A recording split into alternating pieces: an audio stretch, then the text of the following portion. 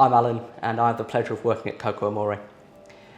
I'm going to tell you a little bit about chocolate, cocoa, where it's made, how it's processed. And most people love chocolate, but they don't know where it comes from.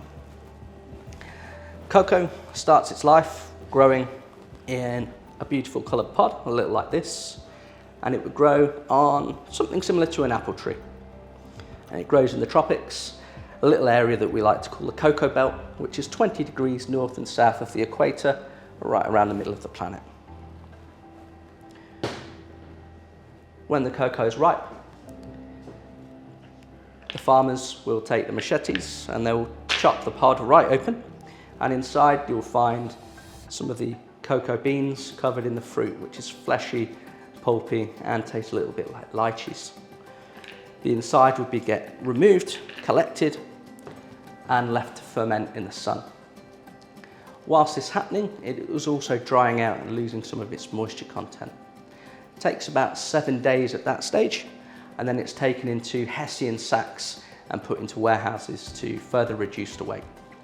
That's really important because if you're traveling around the world with your delicious cocoa, you don't want it to spoil, go moldy, and you also don't want to pay for the additional weight, which is also much better for the environment. It takes less fuel.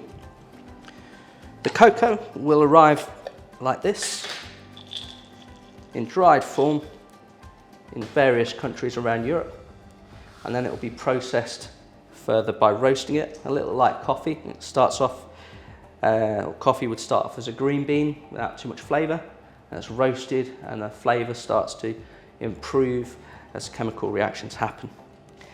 Now, part of that roasting, the bean becomes much more brittle and dry, and we start to find it breaking up.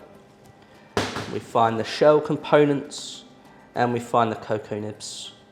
The shells need to be removed in a process called winnowing, in which case they're blown away by something similar to a large hairdryer or a fan, and we're left with delicious cocoa nibs.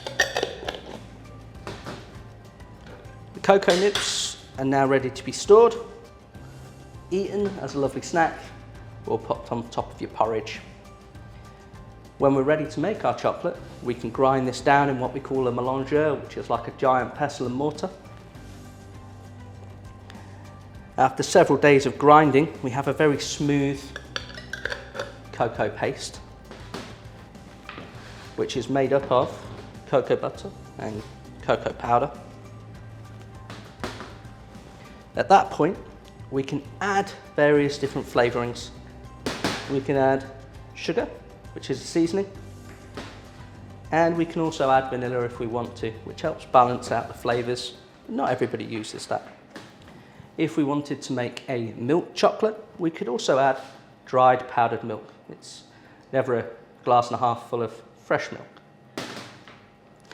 Now, if we wanted to make white chocolate, we could simply remove the cocoa powder element, leave the cocoa butter in, and make white chocolate. Now, that's the 3 main types of chocolate there for you. Hopefully you've enjoyed the talk.